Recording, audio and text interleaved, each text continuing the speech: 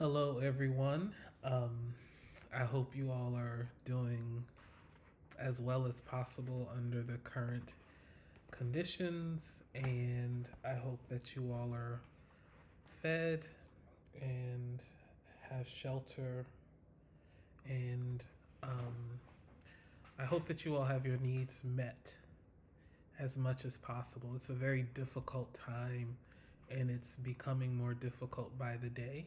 Um, And so I begin in the way that I've begun since we've been doing these videos. I'm hoping mostly for your well being, and that I'm wishing for your health and for that of your family and for that of your friends, and for any losses that you might be experiencing, that you might experience some ease. Um, if you are grieving, that you experience still joy. Um, if you're grieving, that you experience love. So it's just a difficult time and so many unknowns. And so I'm wishing that whatever you are feeling, that you allow yourself to feel it, and that you allow yourself the space to breathe.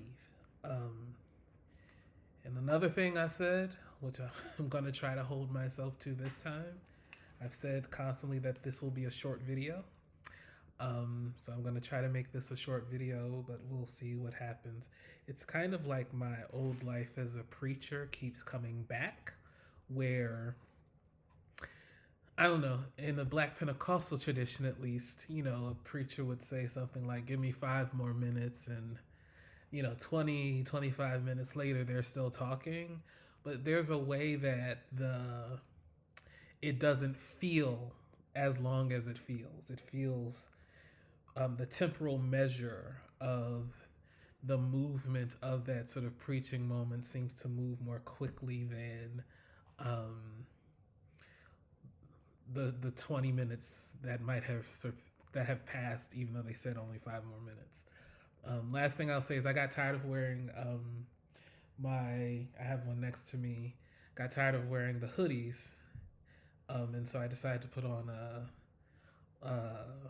whatever this is, a polo shirt, so that I could at least look a little bit different. But I still have on my Scully or beanie, whatever you might call it, because my hairline is doing strange things because I can't get a haircut. So this is why my beard is kind of weird. These are also parts of the dealing with social isolation. Um, Hopefully things that'll make you laugh, and because I think that maintaining joy even through this is really important. And so I've been trying to watch cartoons as much as possible. I watched Tiger King, which was an amazingly ridiculous show, which I don't recommend, but if you watch it, you'll probably laugh. It's kind of ridiculous. But watching a lot of cartoons, reading some fiction, things that have been keeping me sort of level as much as possible. Short video, promise. For tomorrow, I had us read the piece by Charles Rosenberg titled What is an Epidemic? AIDS in a Historical Perspective. I had us read it not primarily because I'm interested in sort of epidemics and dramaturgy, um, even though it's an interesting way to think about sort of the ways epidemics happen with regards to like theater and performance. I wanted us to read this particular piece specifically because I think that thinking about other epidemics will allow us a certain kind of flexibility to think about this particular pandemic. There's a lot that he doesn't say in the piece that I do want to at least mention, um, because I think it's important to think about. And so I'm going to read 3 quotes and a little talk. Then I'm going to read a sentence, a small passage from a book titled Replenishing the Earth. And because I think we have to think about healing too. Even in moments of crisis, healing is really important. But let me begin. There was a sentence on page 1. A true epidemic is an event, not a trend. it elicits immediate and widespread response. I found this particular passage necessary because one of the things Charles Rosenberg was talking about is the language of epidemic is so, and this was published in 1989, just so we have a sense of time. Many of you in my class, at least, were not born yet. And so there's the temporal measure of him talking about the way the concept of the epidemic became sort of saturated within a sort of public discourse is really important, because the way it was being used in such a generalized way makes it kind of difficult to understand in the urgency of something that is a sort of biologically based, socially impacted practice of epidemic, right? That one of the things he's trying to say is that there's this historical moment through which we have come to understand epidemics as things that are really, really urgent, that require our attention. But because of that urgency and required attention, the language then gets portable and used in other things that are not actually epidemics, in such a way that it's supposed to announce the urgency of the thing that you are talking about, while at the same time, when you apply to all these various kinds of things, these various practices, these various events, these various sort of experiences, what you then lose is the actual urgency of the concept. And so one of the things he's trying to immediately do is say that we have to return to a kind of understanding of epidemic that understands the sort of urgency with which it is portable in terms of the biological basis for social interaction, social practice, and social sort of spread of disease, infection, virus, bacteria. And so we have to understand epidemic in a sort of specificity. The reason why I think this is important, because we have to understand pandemic too in its specificity. We can't understand pandemic as just something that is an experience. I think it's important for us to understand pandemic, specifically COVID-19, as event, as crisis that is up, that erupts itself, or that announces itself in the middle of an ongoing crisis. It's a crisis that is a part of the crisis. It is a crisis that is a part of an ongoing movement of racial capitalism and exploitation, or what Bell Hooks calls white supremacist capitalist patriarchy, right? That we cannot understand COVID-19 outside of the context of its emergence, which is this ongoing practice of sort of social isolation. I don't know why I can't say that today. Social isolation. And social distancing, which is kind of the practice of racial hierarchies and categorization in the first place. And so we have to think about the social world under which, and I've said this in all the videos at this point, we have to understand the social meaning of the virus. It cannot be a virus that is sort of the great equalizer. It's the virus that is going to be articulated along the lines of the social world in which we exist. And so this was an important sort of sentence for me to really think about with you all, that we are talking about an event, but this event is not an event that announces itself sui generis or out of nothing. It is an event that announces itself, that is a part of, and thus will be refracted through the social world of its articulation. So we have to understand that. On page 9, there's a longer passage that I want to quote. Our experience with AIDS during the past decade has reminded us of some very traditional truths. Most strikingly, we seem not to have conquered infectious disease. Death is not associated exclusively with a particular and advanced age. AIDS has reminded us as well that managing health has been traditionally a central responsibility of the physician, though by no means of the physician alone.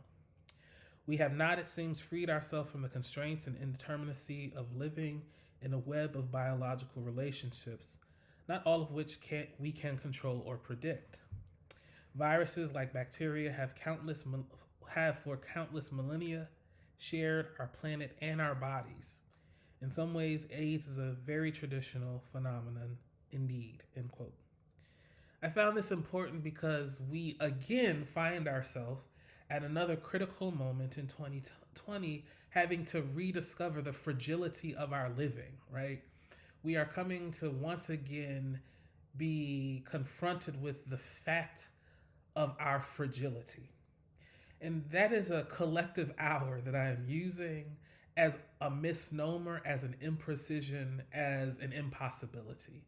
Because we exist in the social world that has ascribed social meaning to categories, such that who you are, according to the social category that you occupy, means that you either more or less understand something about the fragility of the practice of living by virtue of the fact that we have created social categories and hierarchies through which we understand our meaning in relation to the social world. What do I mean? If you're a black trans woman, for example, you understand something about fragility in ways that a white cisgender heterosexual woman does not, right?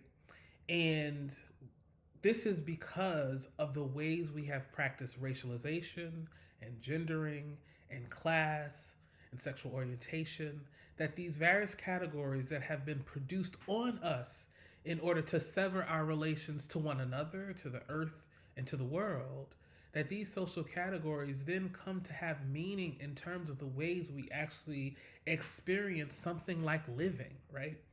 I talk about the book that I wrote often, the book titled Black Pentecostal Breath, The Aesthetics of Possibility. I begin the book by talking about, in the introduction, Eric Garner, who was murdered by the Long Island Police Department in New York, by talking about the way he was selling cigarettes on the street and the police attacked him and put him in a chokehold and him a chokehold and him saying I can't breathe 11 times, right?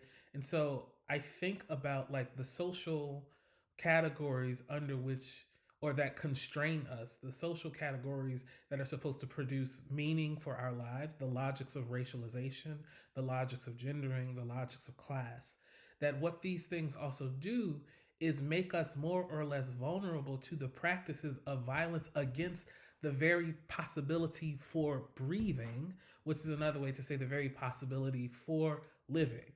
And what Charles Rosenberg is doing in this piece is letting us know something about sort of the AIDS crisis, the HIV and AIDS crisis in 1989 when he's publishing and still is with us today, very much so, along racial lines and class lines, that one of the things he's trying to say is that there has become, with this particular crisis of a virus, a kind of new understanding of the practice or the fact of our vulnerability, right? But it almost is like a raceless vulnerability because certain people have never been given the sort of luxury of the idea that we are not vulnerable. One of the things that I try to talk about with you all is that I think of Black life and I think of Black queer life and I think of Black women's lives as actually the practice of living the fact of your vulnerability, refusing the idea that you are not vulnerable, but living into the fact of your vulnerability, using the fact of your vulnerability not as a cause of embarrassment, not as a cause of shame, but understanding vulnerability as the thing that we are and using vulnerability as the practice or as the thing that produces your capacity for connecting with others in the world, right? That what you actually are is your set of vulnerabilities, which just means that what you are is your capacity for being cared for and being in relation to others. That for me is like this very beautiful thing. Once I figured out that vulnerability isn't like a thing that we should shun, that vulnerability and fragility and weakness are not things that we should like think of as bad things, but that vulnerability, fragility, and weakness are actually the things that are like contained in our central nervous system. That what we are is our constant unfolding into the social world in the practice of and desire of need and necessity for others to be in relation to us, for us to actually live our lives. That's like a beautiful thing, right? What Charles Rosenberg is saying is that epidemics have a capacity to, in a very radical and intense way reintroduce the idea of our vulnerability, the idea of our fragility, that we cannot actually pretend with things like epidemics that we are not invulnerable. We cannot pretend, or we cannot pretend that we are we cannot pretend that we are invulnerable. We cannot pretend that we are not in constant need. And we cannot pretend that we actually exist in a social world with others, right? One of the reasons why I talk about the concept of sociality is because we have to accept the fact that we live not just as individuals, we live in the world with others, right? Um, the world as it is constituted is a world that is full of other people and other creatures and trees and plants and water and air, and that all of this is a part of the practice of living this fragile, vulnerable, but beautiful life, right? Rosenberg is saying that epidemics have this capacity to, in intense ways, recalibrate our relation to the concept of our own vulnerability and our fragility, and the fact that we are constantly in need. Need then is not something that you should shun, but need is something that is just a fact. I was walking in the woods yesterday, as I've been doing a lot of recently, and I saw these really beautiful flowers um, just kind of emerge in what looked to me to be like just dead leaves that had been there for I don't know how many years, and like felled trees. Like it just looked like there could be nothing beautiful that would emerge right in the middle of these dead leaves. And yet there are these beautiful kind of lilac color flowers with these yellow centers um, that really small, really delicate little flowers, but they emerge these beautiful things, right? These beautiful things emerge in the middle of what seems to be the impossibility of anything emerging. And that was such a beautiful moment for me because what it said is that these beautiful things don't emerge because the thing that they emerge from are beautiful. They emerge because they emerge, right? They happen because they happen, right? That they exist, and their existence is only the fact of their existence. And that is like, that too is the practice of beauty. I made a post on Instagram about them, and I said, beauty grows anywhere, sometimes unexpectedly, but only because it's unexpected to the one who's viewing it, not to the thing that actually emerges. The flowers aren't un- they are not expecting nor not expecting their fact. They just are. Um, it just blooms, is what I say, like these flowers. And so for me, like I understand fragility and I understand vulnerability and I understand need in the same way. It blooms, right? And or it is a fact of our existence, like our breathing.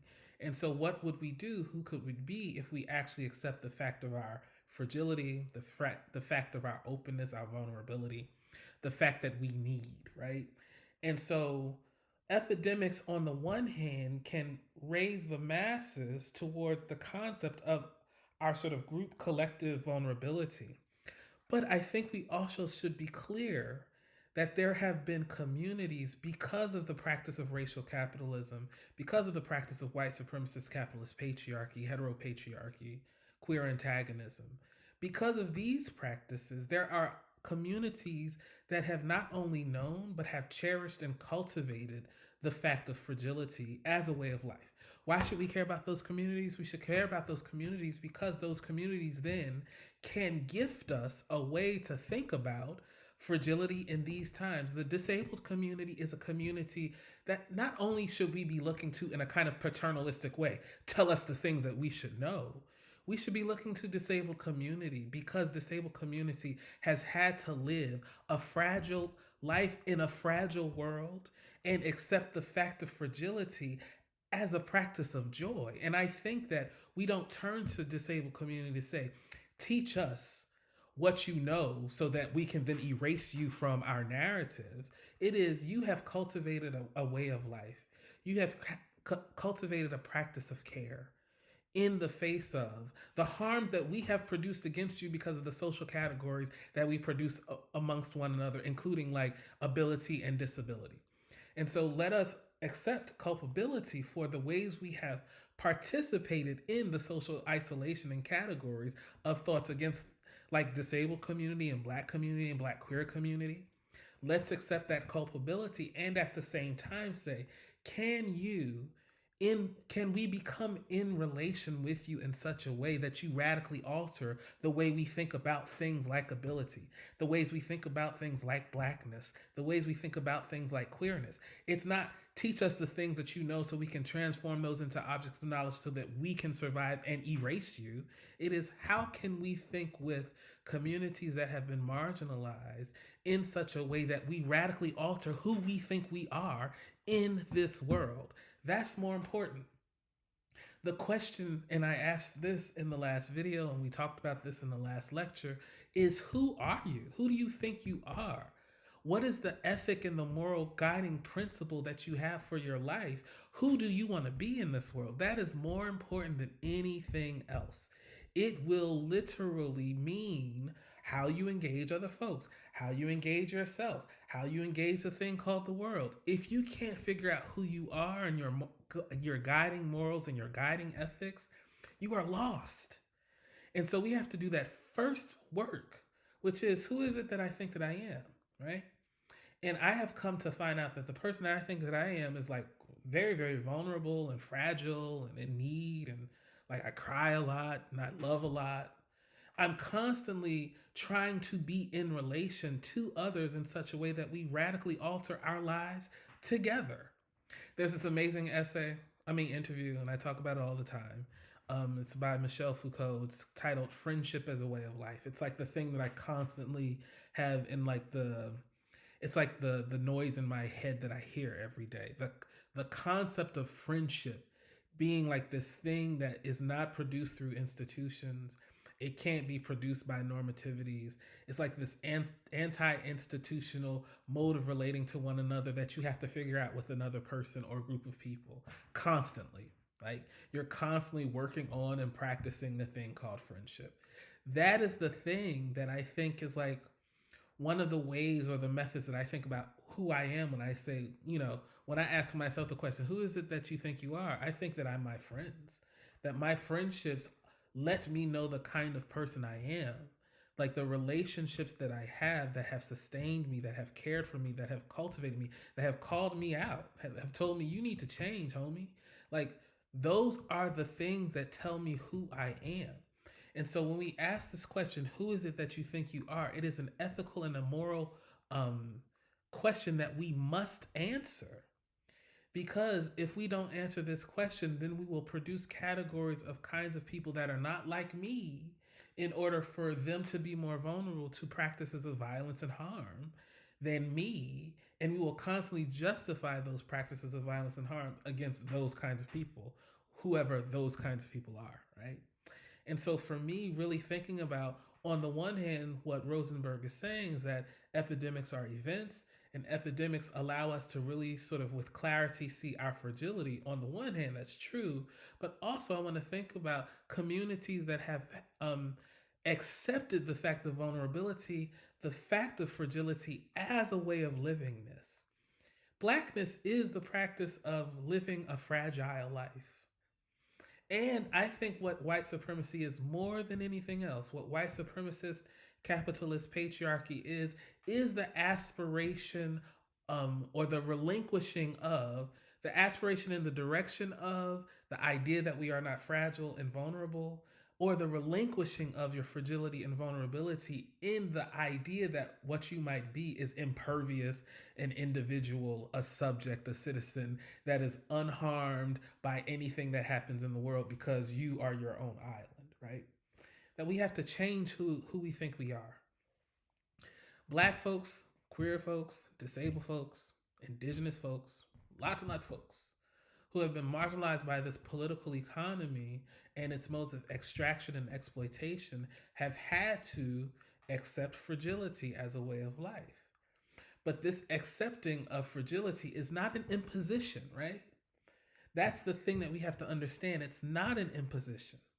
It is celebratory to realize that you are fragile. I know it seems weird, But it's only weird insofar as we exist in one kind of world that valorizes or values more than anything else the thing we call strength, the thing we call like being closed off, right? But we have this language that tells us that there's something really wrong about that. Like the concept of being selfless is the antithesis of the concept of being selfish, right? That to be selfless means that you are constantly outpouring, right? And not in some kind of Christianized theological understanding of sacramental sort of theology or sacramental thought, that what you have to do is put yourself, sacrifice yourself over and against everyone else. That's not what selflessness is. Selflessness is a recognition of, it seems to me, fragility. And so what you're constantly doing is attempting relation with others as the sort of ground or the foundation for the ways that you operate your mode of personhood. And so, if we think with folks who have been marginalized by this political economy, we will recognize that, on the one hand, epidemics do allow for a kind of collective understanding of fragility, but we should be informed by and think with communities that have accepted fragility in times of the quotidian or the ordinary. This great book called Scenes of Subjection, Terror, Slavery, and Self-Making in 19th Century America by this person, Saidiya Hartman, one of the most important figures in Black studies today. This book makes this argument that we pay attention to spectacular performances of terror during enslavement, and we don't pay attention to things like the quotidian or the mundane or the everyday, ordinary practices of terror. The idea of the quotidian and the mundane is the thing that I really take from this book, that the way Rosenberg talks about the eruption of epidemic, or if we could say today pandemic, is like a spectacular thing that cannot be a secret.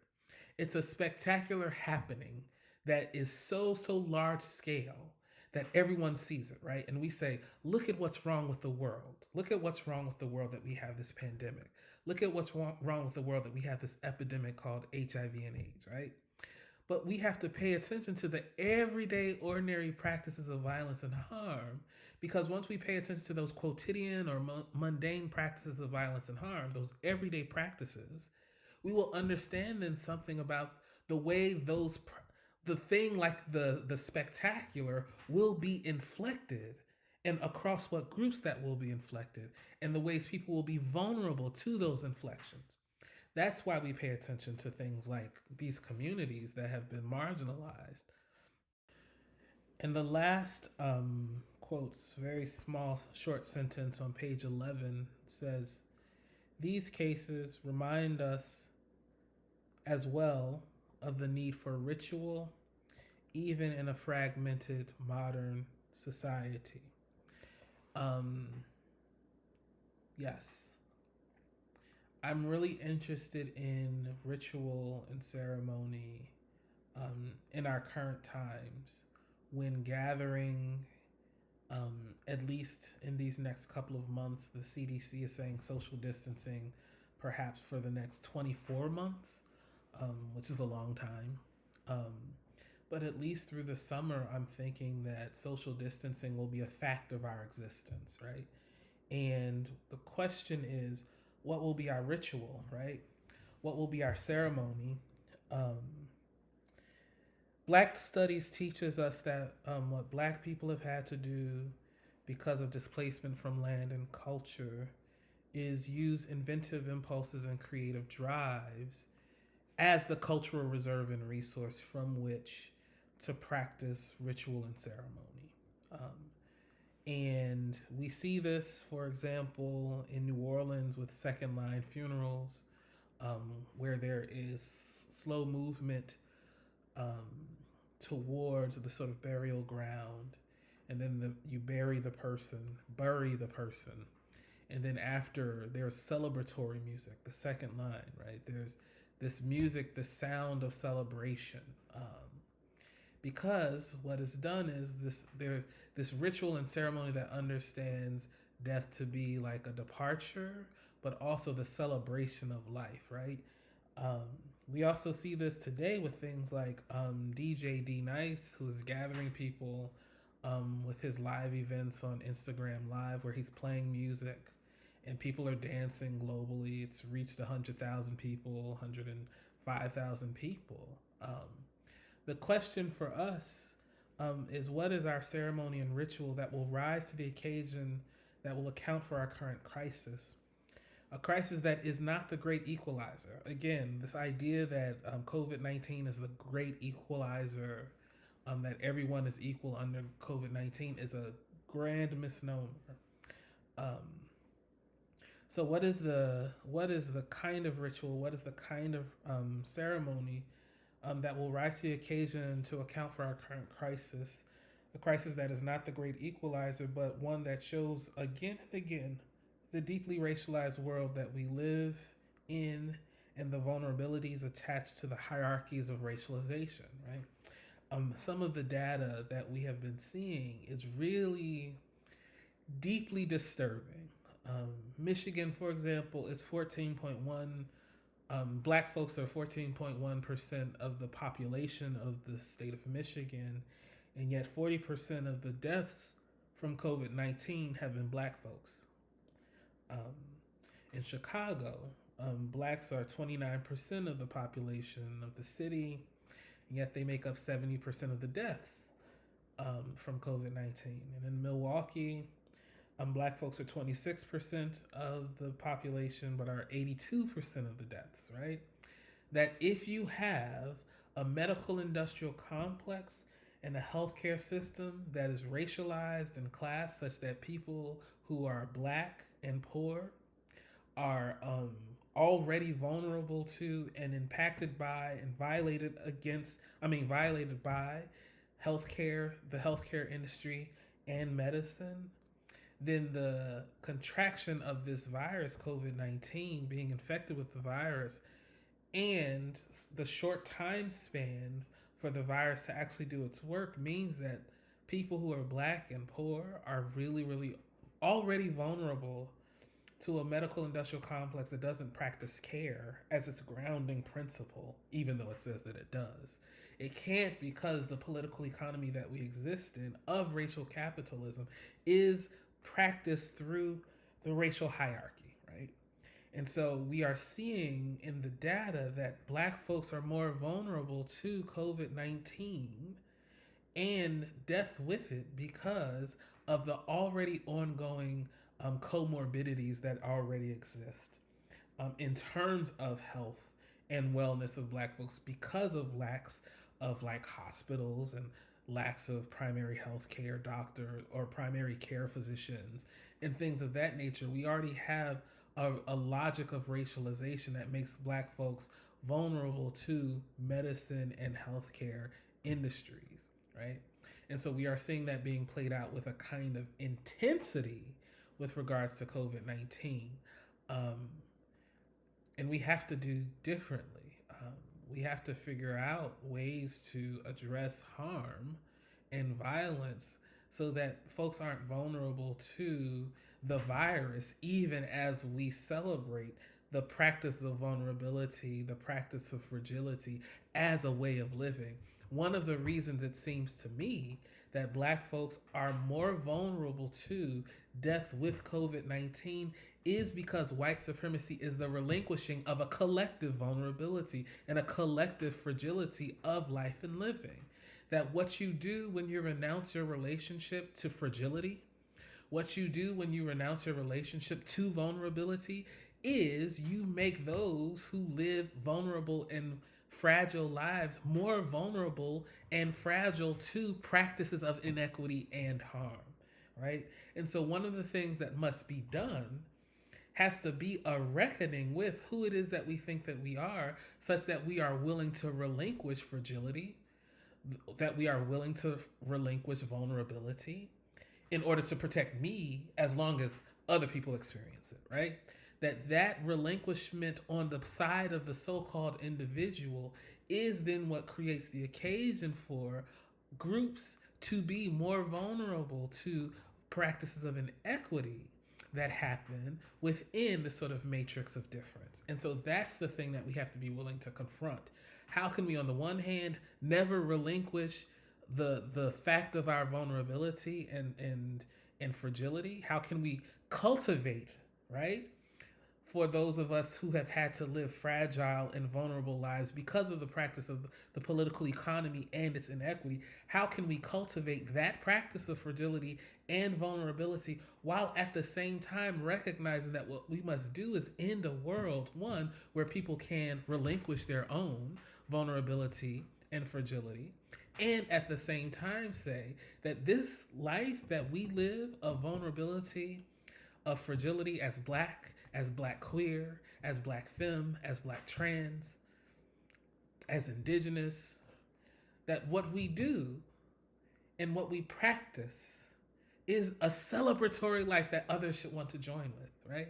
Not in the means of erasing or getting rid of those of us that have had to practice this way of life, not as an imposition, but as a practice of love.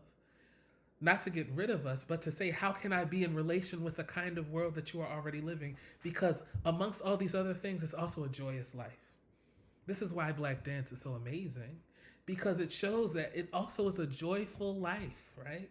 It don't mean that other people can't dance. It means that we have relinquished, according to certain kinds of metrics for understanding what it means to move our bodies in social spaces, we give up our capacity for dance, right? Black dance is like, well, I'm not giving up my capacity for movement, right? For gyration, for gyrus, I'm not giving it up, right? And so black dance is also fun. This is why everyone is on TikTok trying to redo all these dances that the black kids do in the high school. Because they see that shit is also fun. Sorry, cursing. But it is. But what you give up, what you relinquish when you desire to not live a fragile, when you desire to not live a vulnerable life, is you also give up like the fun of being in relation in the world with other people, right? That's the thing, I mean, amongst so many other things, that's the thing that you give up. And you actually don't get the protection of not being fragile and vulnerable. That's what epidemics do. That's what pandemics do. They show with clarity, no, you thought you gave it up, and you still are, and you're not even having fun. Ha! And so this is why we think with black community, black queer community, black disabled community, right? Because in this practice is a mode of relationality that is dense and wide and beautiful and brimming and constantly unfolding possibility. It's a beautiful thing. I want to read again from this book, Replenishing the Earth. Just a quick passage. It says on page 24, if you ever get the book, none of the healing that is necessary for the earth is automatic.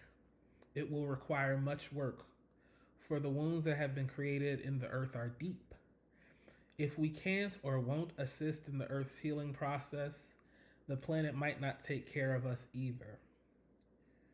The question we have to ask ourselves are these. The questions we have to ask ourselves are these.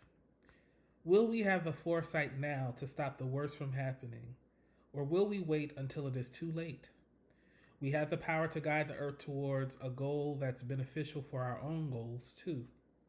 Will we adjust our practices and values in time to stop our own destruction? And though she is speaking about the earth and what is happening on the physical planet in terms of trees and air, which is not disconnected, it's not, apart from what I'm talking about in terms of COVID-19 and practices of racial capitalism and all. But I want to think about those questions. Will we do what is necessary? Will we do what is required to care for the earth and for ourselves and for our community, our families, our communities, our friends? Will we recalibrate who it is that we think we are? Will we use friendship as the grounding principle for understanding all of our relationships? Because if we do that, then we can come to a world where we will not see this deeply racialized impact of something like a virus as a biological fact that is happening in the social world. It will actually reconfigure our social capacity, or our capacity to be in relation with one another socially, such that the social meaning of a biological fact of a virus would have a different kind of impact. And that what we would do is we would be grounding ourselves in care for one another, as opposed to how can I get through this and make as much money as possible, Or how can I get through this unscathed, even if everyone else is sort of violated and harmed through this virus, right? That what we're constantly doing is constantly having to ask, who is it that I think that I am? And what is the kind of world that I want to exist in? Can I begin to practice that other kind of world, that otherwise possibility in this here and now world? Because we are going to be changed once there is a vaccine, once we no longer have to socially distance. We will we are already changed, right? The question is, what are we going to be when we emerge from whatever this thing is that we emerge from? Will we emerge more compassionate? Will we emerge more caring? Will we emerge in such a way that we ground our ethics and our principles in deep relationality and friendship? Or will we emerge more selfish? Will we emerge and think that it's really, really, really about me and mine and nobody else, right? These are the questions that we have to answer. These are the urgencies of our time. They have been urgent since at least 1492. Thank you for letting me do this, once again, long video. I look forward to talking to you all, and I'll link the piece in the comments. Thank you.